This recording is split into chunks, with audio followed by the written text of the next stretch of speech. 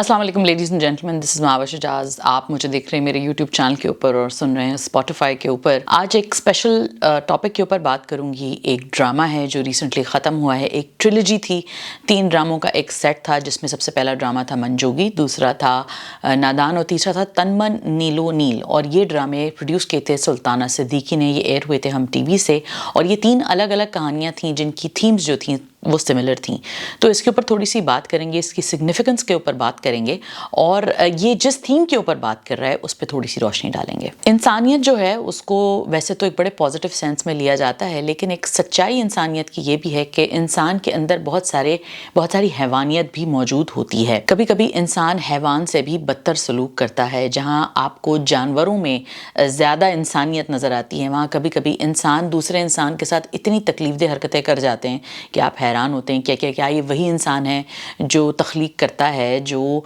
गाने गाता है, जो इतने अच्छे काम भी करता है और दूसरे इंसान की मदद भी करता है। मॉब वायलेंस इंसानी जबलत का एक ऐसा ही एक बहुत ही डार्क और बहुत ही ख़तरनाक किस्म का पहलू है। इन 3 ड्रामों में मॉब वायलेंस और मॉब कल्चर के ऊपर बहुत ज़्यादा नज़रसानी की गई है, बहुत ज़्यादा इसके ऊपर एक फोकस रखा गया है। हम स्टार्ट करते हैं मंजोगी से, जो कि एक ऐसी कहानी थी जो कि एक लड़का और लड़की की एक बहुत ही अजीब सी सिचुएशन के ऊपर उनकी तवज्जो दिलाती है आपको। दूसरी कहानी नादान थी, जो कि इसके ऊपर तवज्जो दिलाती है कैसे कुछ लोग मजहब को इस्तेमाल करके, मजहब का गलत इस्तेमाल करके बहुत सारे लोगों को बेवकूफ़ बनाते हैं। तीसरी कहानी तन मन नीलो नील थी, जिसमें बहुत सारे दूसरे एलिमेंट्स थे, जिसमें झूठ, फरेब, गैंगस्टर कल्चर कैसे इस्टेब्लिश होता है और कैसे बेवकूफ़ लोग इस गैंगस्टर कल्चर का इस्तेमाल करते करते ऐसी आग लगाते हैं जो उनके अपने घर तक पहुंच जाती है। तन मन नीलो नील की लास्ट एपिसोड ने मुझे ये प्रॉम्प्ट किया कि मैं इस चीज़ के ऊपर बात करूं। वैसे तो तीनों ड्रामों के ऊपर मैं डिटेल से बात कर चुकी हूं, लेकिन लास्ट एपिसोड बहुत पावरफुल थी और इसलिए मॉब वायलेंस कैसे एग्जिस्ट करता है, कैसे दुनिया में पनपता है, पाकिस्तान जैसे मुल्कों में मॉब वायलेंस क्यों इतना प्रेवलेंट है, इंडिया में भी मॉब वायलेंस की बहुत सारे इंस्टेंसेस नज़र आते हैं। कास्ट और रिलीजन बेस्ड वायलेंस जो है इंडिया में बहुत ज़्यादा उसके जो इंस्टेंसेस हैं वो दिखते हैं। पाकिस्तान में कुछ ऐसे दिलखराश वाक़े पेश आए जिनके बाद आपको हैरानगी होती है कि हम अपने आप को एक जमहूरियत कहते हैं, आज़ाद मुल्क कहते हैं, लेकिन फिर भी यहाँ पे इस तरह की चीज़ें हो रही हैं। तो इसके ऊपर थोड़ी सी बात कर लेते हैं। सबसे पहला सवाल ये कि जब कोई ट्रेजेडी होती है या जब कोई दिलखराश वाक़या पेश आता है तो उसके बाद क्या होता है, हम रिएक्ट कैसे करते हैं। हम कंडेम करते हैं, टॉक शो होस्ट एक दूसरे के ऊपर बैठ के चिल्लाते हैं, सियासतदान एक दूसरे को ब्लेम करते हैं, सोशल मीडिया में भी एक हैजान पैदा हो जाता है, मगर सोचने वाला यही सोचता रह जाता है कि आखिर ये सब हुआ क्यों और कैसे आगे हम इस चीज़ को मेक श्योर करें कि ये कभी दोबारा ना हो। मॉब वायलेंस साइकोलॉजिस्ट और सोशियोलॉजिस्ट ने बहुत डिटेल में स्टडी किया है। ये कोई नई चीज़ नहीं है। ऐसा नहीं है कि ये पहली दफ़ा पाकिस्तान में हो रहा है या पहली दफ़ा किसी दुनिया में आप जब खबर सुनते हैं तो इससे पहले कभी ये हुआ ना हो। साइकोलॉजिस्ट ने मॉब वायलेंस को स्टडी किया है और उसको एक्सप्लेन करने की कोशिश की कि ये होता क्यों है। मॉब यानी लोगों का हुजूम जब जमा हो जाए और किसी को सज़ा और जज़ा देने की कोशिश करे, यानी अपने हाथ में कानून ले ले और उसके बाद कोई वायलेंट वाक़या पेश आए, कोई ऐसा ख़तरनाक वाक़या पेश आए जिससे इंसानी और माली नुकसान पेश आए, इसको मॉब वायलेंस कहते हैं। जहाँ पे बहुत सारा हुजूम मिलके एक इंसान को जान से मार दे या उसको तकलीफ पहुँचाए, इसको लिंचिंग भी कहते हैं। सोशियोलॉजिस्ट जेम्स कटलर ने सबसे पहले 1905 में लिंचिंग का टर्म इंट्रोड्यूस किया था और उसने एक्सप्लेन किया था कि लिंचिंग होती क्या है। उसने इस तरह एक्सप्लेन किया था कि जब एक हुजूम मिलके किसी इंसान के सज़ा और जज़ा का फैसला करें या किसी इंसान की समरी एग्जीक्यूशन कर दें, इसको लिंचिंग कहते हैं। और इस लिंचिंग में कुछ हद तक मॉब या हुजूम के ज़हनी तौर पे हम आहंग होने का भी कुछ एलिमेंट मिलता है, यानी कि कुछ डिग्री ऑफ अग्रीमेंट है कि हाँ जी ठीक है, जो इसके साथ हम कर रहे हैं वो ठीक कर रहे हैं। मगर ये होती कैसे है और ये क्यों होती है और कैसे एक हुजूम इतनी कोई दर्दनाक तरीके से किसी का कत्ल कर सकता है, इसमें बहुत सारी एक्सप्लेनेशंस हैं। इसमें कुछ साइकोलॉजिस्ट और सोशियोलॉजिस्ट ये कहते हैं कि मॉब जो है उसके अंदर एक सेंस ऑफ सेल्फ ख़त्म हो जाता है, यानी हर इंसान अपने हिसाब से सोचना छोड़ के एक मॉब के तरीके से सोचना शुरू हो जाता है और हर इंसान एक डिफ्यूजन ऑफ रिस्पॉन्सिबिलिटी का भी शिकार हो जाता है। यानी ये कि हर इंसान को एक ज़ाती जिम्मेदारी महसूस नहीं होती कि मैं एक इंसान हूँ, क्या ये सही है, क्या ये गलत है जो मैं कर रहा हूँ। उसको लगता है कि नहीं, अगला बंदा डिसाइड करेगा कि ये सही है या गलत है। वो खुद इस चीज़ की जिम्मेदारी नहीं लेता कि उसको सही या गलत का फैसला करना चाहिए। इसमें हर्ड बिहेवियर भी आता है, बाय स्टैंडर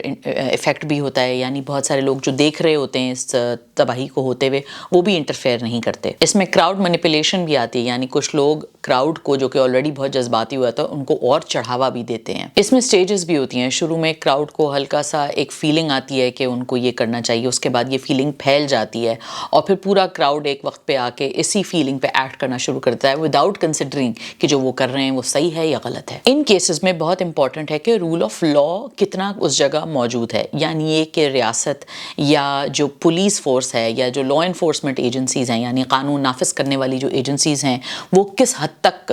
اپنا کام ٹھیک سے کر پا رہی ہیں یا نہیں. 1980s تک امریکہ, یو کے, یورپ وغیرہ میں ان کیسز کی جو لنچنگ ہوتی تھی وہ کافی زیادہ تھی, اسپیشلی امریکہ میں جہاں سیاہ فام لوگوں کے ساتھ اس طرح کے واقعات بہت زیادہ پیش آتے تھے. سیاہ فام لوگوں کو بہت زیادہ لنچ کیا جاتا تھا. اعداد و شمار کے مطابق 1882 سے لے کے 1968 تک امریکہ میں تقریباً 5000 لگ بھگ کے قریب لنچنگ کے کیسز ہوئے تھے, جس میں 72% یعنی تقریباً 72.7 یا 73% تک جو لوگ تھے وہ سیاہ فام لوگ تھے جن کے ساتھ یہ واقعہ پیش آیا. 1990s اور 2000s میں رائٹ گیئر پولیس میں انٹروڈیوس کیا گیا. زیادہ بہتر طریقے سے پولیس کو ایکوپ کیا گیا کہ وہ کس طرح رائٹس کو ڈسپرس کریں اور اس طرح کے جو ایونٹس ہیں وہ روکنے میں کامیاب ہوں. ہندوستان میں البتہ ریسنٹ ایونٹس تک, یعنی حال ہی میں اس طرح کے ایونٹس آپ کو دیکھنے کو ملیں گے یا سننے کو ملیں گے اگر آپ تھوڑا سا خبروں پہ نظر رکھتے ہوں, جس میں لنچنگ کے جو واقعات ہیں وہ بہت زیادہ پیش آتے ہیں. اکثر و بیشتر جو لوگ ہوتے ہیں جن کو لنچ کیا جا رہا ہوتا ہے وہ کمزور لوگ ہوتے ہیں, غریب لوگ ہوتے ہیں, جن کے ساتھ ایک ہجوم مل کے یہ حرکت کر رہا ہوتا ہے. پاکستان میں کئی ایسے واقعات پیش آئے ہیں, اسی طرح کی لنچنگ انسیڈنٹس کے دلخراش واقعات پیش آئے ہیں جس میں بہت بے دردی سے اور بے ایمانہ تشدد کر کے لوگوں کو ہلاک کیا گیا ہے اور کوئی بھی الزام دھر کے ایک ہجوم نے انسانوں کا قتل کیا ہے. یہ جو 3 کہانیاں سلطانہ صدیقی نے پروڈیوس کی ہیں, جس میں پہلا منجوگی ہے جیسا میں نے بتایا, دوسرا نادان ہے اور تیسرا تن من نیل و نیل ہے. فرسٹ ٹو جو ڈرامے بنے تھے, یعنی فرسٹ ٹو جو ٹریلوجیز بنی جس میں منجوگی اور نادان تھا, اس میں کہیں نہ کہیں اینڈ جو تھا وہ تھوڑا پازیٹیو تھا کہ ہاں لوگوں نے اپنا کردار اچھا پلے کیا جو کر سکتے تھے اور پھر ایک بہت ہی ہاربل واقعہ ہونے سے بچ گیا. البتہ تن من نیل و نیل کے آخری کے کچھ 10-15 منٹ اگر آپ نے اس کے ایپیسوڈ کے دیکھے ہوں, جو کہ بہت ہارٹ بریکنگ ہے وہ ایپیسوڈ, اگر آپ نے وہ دیکھے ہوں تو اس میں آپ کو پتہ چلے گا کہ جب لوگ صحیح فیصلے نہیں لیتے یا جب بہت ہی برے لوگوں کے ہاتھ میں طاقت آ جاتی ہے اور اس طاقت کو روکنے والا کوئی نہیں ہوتا, تو پھر کیسے بہت ہی معصوم لوگ جو ہیں اس کی پرائس پے کرتے ہیں اور بہت ہی زیادہ قتل و غارت جو ہے وہ ہو جاتی ہے. تن من نیل و نیل کی جو کہانی ہے اس میں بہت سارے ڈیفیکلٹ ٹاپکس تھے جس کے اوپر بات کی گئی. ہمارے معاشرے میں آرٹسٹ کو کیسے ٹریٹ کیا جاتا ہے, خواتین کی آزادی کے اوپر بات کی گئی ہے, لیکن جو آخری جو بیسک پوائنٹ تھا ڈرامے کا اس میں یہ تھا کہ کیسے وہ ہجوم جب قانون کو اپنے ہاتھ میں لیتا ہے اور سزا کا اور جزا کا فیصلہ خود کرنے کھڑا ہو جاتا ہے اور وائلنٹ طریقے سے بیہیو کرتا ہے, یعنی یہ کہ وہ مار پیٹ اور تشدد پہ جب اتر آتا ہے تو وہ نہ معصوم دیکھتا ہے نہ قصوروار دیکھتا ہے. سب سے پہلے تو اس پوری ٹیم کو خراج تحسین پیش کرنا چاہیے, جس میں سحر خان ہیں, شجاع اسد ہیں, سیفی حسن ہیں جنہوں نے اس ڈرامے کو ڈائریکٹ کیا ہے, مصطفیٰ آفریدی نے اس ڈرامے کو لکھا ہے اور وہ آخری کے ایک سین میں آتے بھی ہیں. اس ڈرامے کو بنانے کی بہادری کے اوپر اس لیے میں بات کرنا چاہتی ہوں کیونکہ یہ ایسا ٹاپک ہے جس کے اوپر بات کرنے سے اکثر و بیشتر لوگ ڈرتے ہیں. لوگوں کو ڈر لگتا ہے کہ ہماری بات سے کوئی اوفینڈ نہ ہو جائے, ہماری بات کوئی غلط نہ سمجھ لے اور پھر ہمارے پیچھے لوگ نہ پڑ جائیں. اسی لیے بہت امپورٹنٹ ہے کہ سلطانہ صدیقی اور ہم ٹی وی نے اس بات کا بیڑا اٹھایا, کیونکہ عام آدمی اس بارے میں اتنی آسانی سے بات نہیں کر سکتا, لیکن جب ایک کانورزیشن شروع کرنے والا انسان ایک بہت ہی پائے کا انسان ہو, ایک سمجھدار انسان ہو جو طریقے سے اس معاملے کے اوپر بات کرے, تو پھر معاشرے میں بہتری کی امید کی جا سکتی ہے. ایک اور بہت خوش آئند بات یہ ہے کہ یہ ایک زندہ قوم کی نشانی ہے, ایک زندہ معاشرے کی نشانی ہے کہ ہم اپنا محاسبہ کر سکتے ہیں, ہم اپنے گریبان میں جھانک کے دیکھ سکتے ہیں کہ ہاں ہمارے معاشرے میں یہ گندگیاں موجود ہیں اور اس کا خاتمہ کرنا ضروری ہے. ڈرامے کے اختتام میں ایک بہت امپورٹنٹ اور ایک بہت ضروری لائن جو کہ میرے دل کو بہت لگی, جو ساؤنڈ ٹریک میں ایک جملہ تھا, کون گرے گا پہلے یہ سوچ رہی ہے چیل. یہ اسی بات کی نشاندہی کرتا ہے کہ جب موب وائلنس ایسے ہوتا ہے تو جو چیلیں ہوتی ہیں یا جو گدھ ہوتے ہیں جو کہ اس پہ فیسٹ کرنے کے لیے تیار ہوتے ہیں, ان لاشوں کے اوپر فیسٹ کرنے کے لیے تیار ہوتے ہیں, ان کو سچ اور جھوٹ سے کوئی فائدہ نہیں ہوتا ہے. نقصان جب ہو جاتا ہے تو وہ ہو جاتا ہے. اس لیے جو لوگ اپنے ہاتھ میں اس کو لیتے ہیں, اس قانون کو اپنے ہاتھ میں لیتے ہیں, یہ ان کے لیے ایک لمحہ فکریہ ہے, یہ ان کو آئینہ دکھانے کی ہی یہ پورا ایک ٹریلوجی بنائی گئی تھی. اینڈ آئی ریئلی ہوپ کہ جن کے لیے یہ ٹریلوجی بنائی گئی تھی انہوں نے اس کو دیکھا ہو. وہ لوگ جو اس طرح کے بے ایمانہ تشدد کا حصہ بن جاتے ہیں وہ اس کو غور سے دیکھیں, اپنے اندر جھانک کے دیکھیں. کہانی بنانا اور لکھنا ایک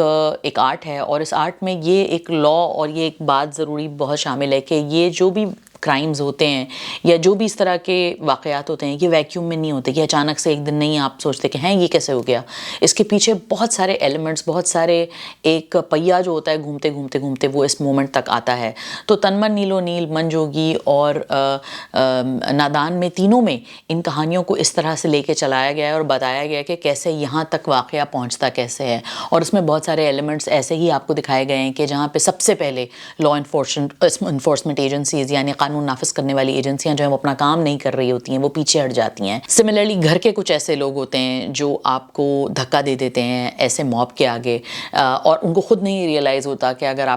آپ کو یہ لگتا ہے کہ موب کے آگے آپ جو لوگوں کو ڈال دیتے ہیں, چاہے وہ سچ ہو چاہے وہ غلط ہو, چاہے وہ صحیح ہو چاہے وہ غلط ہو, آپ یہ کر دیتے ہیں. لیکن آپ یہ بھول جاتے ہیں کہ جو موب ہے وہ ایک اندھا دھند طریقے سے وہ بیہیو کر رہا ہوتا ہے, تو وہ کسی کو بھی آگ لگا سکتا ہے, وہ کسی کے لیے کچھ بھی برائی کر سکتا ہے. معاشرے میں جہاں کمزور محفوظ نہ ہو وہ معاشرہ کسی کام کا نہیں. معاشرے میں آرٹسٹ جو ہیں انہی لوگوں کے لیے آواز اٹھاتے ہیں جو کہ کمزور ہوتے ہیں, اور جو معاشرے کمزور لوگوں کے لیے آواز نہیں اٹھا سکتے, جو معاشرے کمزور لوگوں کو پروٹیکٹ نہیں کر سکتے, وہ معاشرے اب پھر یہ بھی بھول جائیں کہ وہاں پہ کوئی بھی پروٹیکٹڈ ہے. اس لیے کیونکہ امیر آدمی کو تھوڑی دیر کے لیے تو لگ سکتا ہے یا طاقتور آدمی کو تھوڑی دیر کے لیے تو لگ سکتا ہے کہ وہ پروٹیکٹڈ ہے, لیکن بہرحال اس کو 24 گھنٹے اس فیئر میں رہنا ہوتا ہے کہ اس معاشرے میں ایسے ایلیمنٹس, ایسے جانور, ایسے بھیڑیے, ایسے مانسٹرز موجود ہیں جو کسی وقت کسی کو بھی زیر عتاب لا سکتے ہیں. یہ تینوں سارے ڈرامے جو ہم نے دیکھے, ان سے امپورٹنٹ بات سمجھنے کی یہ ہے کہ کچھ ڈرامے آپ کے لیے ضروری ہوتے ہیں آپ کو دیکھنا, ایون تو آپ کا دل نہیں چاہتا اور ایون تو آپ کو لگتا ہے کہ یہ ٹو ہیوی ہیں, آلریڈی میری لائف میں اتنا سٹریس ہے میں یہ سب کیوں دیکھوں.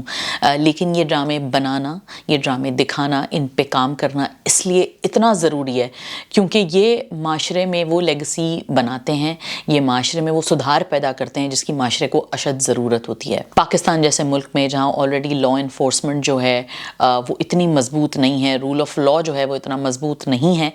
انڈیا جیسے ملکوں میں بھی جہاں پہ اس طرح کے انسیڈنٹس اتنے ہوتے ہیں, اور مجھے نہیں لگتا کہ بالی ووڈ نے ان حالات یا ان چیزوں پہ اتنا زیادہ کوئی کام کیا ہے جتنا انہیں کرنا چاہیے, جتنی بڑی ان کی انڈسٹری ہے. میرے خیال سے ان کو بھی ان چیزوں کے اوپر بہت زیادہ فوکس کرنا چاہیے. بنائی ہیں انہوں نے, بہت اچھی فلمیں بھی بنائی ہیں, بہت اچھے سیریز بھی بنائے ہیں, لیکن اس پہ اور زیادہ بات کرنے کی ضرورت ہے. جب تک کہ یہ گھر گھر میں یہ میسج عام نہ ہو جائے اور ہر انسان کے دماغ میں یہ چیز بیٹھ نہ جائے کہ آپ قانون کو اپنے ہاتھ میں نہیں لے سکتے. سملرلی یہ صرف ہمارا کام نہیں ہے, یہ وہ حکومتیں آئی ہوپ جو دیکھ رہی ہوں, جو ہمارے ملکوں میں بیٹھی ہوئی ہیں, آئی ہوپ وہ یہ دیکھ رہے ہوں. کیونکہ اگر آپ نے نوٹ کیا ہو کہ اور بھی دنیا میں تو ایسے ملک ہیں جہاں پہ ڈفرینسز ہوتے ہیں, جہاں دو آدمی لڑتے ہیں, جہاں ایک کی ایک سے نہیں بنتی, تو کیا اگلا آدمی جا کے دوسرے کا قتل کر دیتا ہے, کیا اگلا آدمی جا کے دوسرے کے گھر کو آگ لگا دیتا ہے؟ ایسا تو نہیں ہوتا نا. آپ یو اے کی مثال دیکھ لیں, ایک اتنا خوبصورت ملک ہے جہاں اتنے سارے لوگ بھات کے جگہ جگہ کے لوگ آ کے رہتے ہیں, لیکن یہاں پہ کوئی کسی کا نقصان نہیں کرتا. اس لیے کیونکہ یہاں پہ جو قانون ہے وہ بہت مضبوط ہے. یہاں پہ جو پولیس کا سسٹم ہے, یہاں جو سرویلنس ہے کہ کوئی کسی کا اس طرح چرا کے کچھ بھاگ نہیں سکتا, کوئی کسی کی کوئی اگر غلطی کرے گا تو اس کو سزا لازماً ملے گی. تو یہ جو سیکیورٹی عام آدمی کے دماغ میں ہے, معصوم آدمی کے دماغ میں یہ ہے کہ دیکھو میرا کوئی بال بانکا نہیں کر سکتا, کیونکہ مجھے پتہ ہے کہ اگر میں شکایت کروں گا یا کروں گی تو مجھے انصاف ملے گا. تو وہ ملک جو اپنے آپ کو اتنا کہتے ہیں کہ جی ہم جمہوریت کی طرف جا رہے ہیں اور ہم جمہوری اقدام اٹھاتے ہیں اور ہم عام آدمی کی جان مال محفوظ کرتے ہیں, ریاست ماں جیسی ہوتی ہے,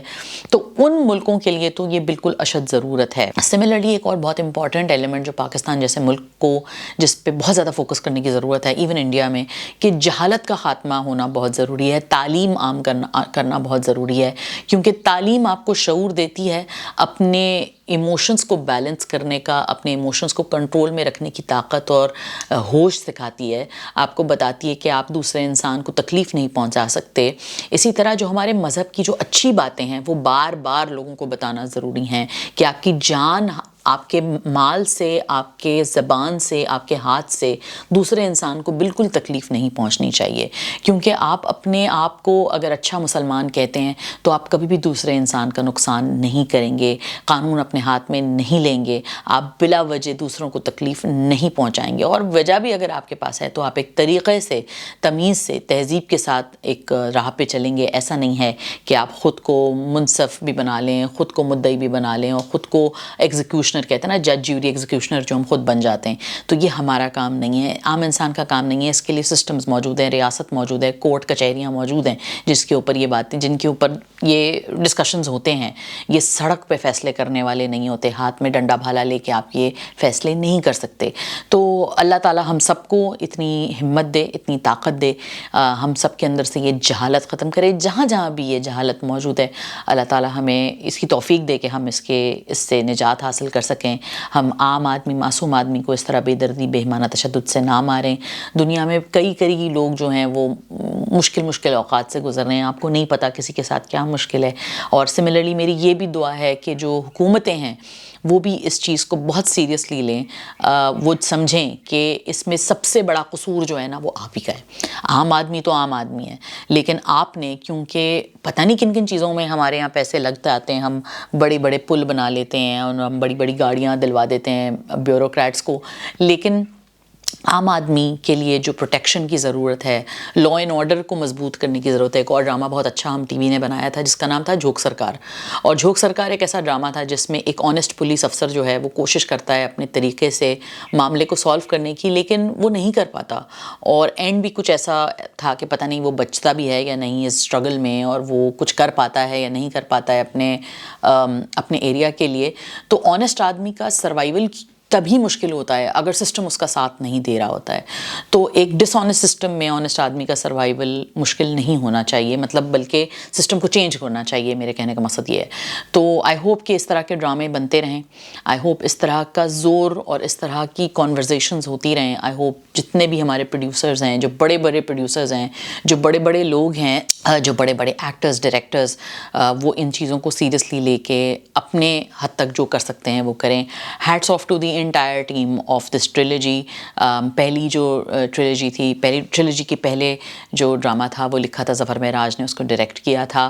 کاشف نثار نے، اس میں اسٹار کرے تھے سبینہ فاروق اور بلال عباس، سیکنڈ میں احمد علی اکبر تھے، رمشا خان تھیں، اس کو لکھا تھا ساجی گل نے، اس کو ڈائریکٹ کیا تھا بحرین جبار نے، اور تیسرا جو یہ پروجیکٹ لکھا تھا مصطفیٰ آفریدی نے، اس کو ڈائریکٹ کیا تھا سیفی حسن نے۔ بہت مشکل ٹاپکس تھے، بہت ڈیفیکلٹ ایشوز تھے جس کے اوپر بات ہوئی تھی۔ تن من نیل و نیل میں اس میں اسٹار کری تھی سحر خان، شجاع اسد، تنویر حسین صاحب تھے، نعمان مسعود صاحب تھے، نادیہ افغان بھی اس میں موجود تھیں، لیلا زبیری بھی تھیں، عثمان جاوید بھی تھے۔ تو ان سب کو جو ٹیم ہے، جو کرو ہے، ان کو میرا خراج تحسین جاتا ہے۔ میں خود تو کچھ زیادہ کر نہیں سکتی، کہہ نہیں سکتی، مگر میں اس ویڈیو کے تھرو میں چاہتی ہوں کہ وہ چھوٹی سی آڈینس جو میرے پاس ہے، یا کہیں بھی اگر تک یہ ویڈیو جاتی ہے تو ان کو یہ سب اس چیز کا احساس ہو، وہ اس بارے میں سوچیں، اور اسپیشلی وہ لوگ ضرور سوچیں جو شاید کبھی اس بھیڑ کا حصہ بن جائیں جو دوسرے انسان کو نقصان پہنچاتا ہے۔ ویڈیو دیکھنے کا بہت شکریہ۔ اپنے جان، اپنے مال، اپنے ہاتھ سے کسی اور کو نقصان نہ پہنچائیے گا۔ خدا حافظ۔ Don't miss an update. Hit the bell icon and click on subscribe.